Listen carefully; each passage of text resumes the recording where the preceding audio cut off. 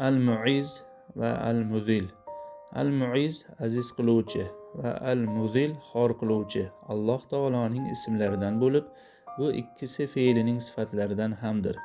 Biz ismi zot, ismi sifat va ismi af'ollarni o'rgandik. Alloh taoloning zoti, sifatlari va af'ollari bordir.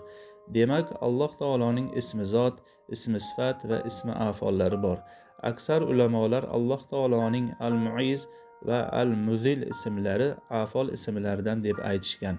Bu ikkisi Alloh taoloning ismlaridan va fe'lining sifatlaridan deb aytishdi. Bandaning azizligi ikki dunyoda ham bo'ladi. Lekin dunyoda azizlik sabab g'ururga ketishdan hazir bo'l.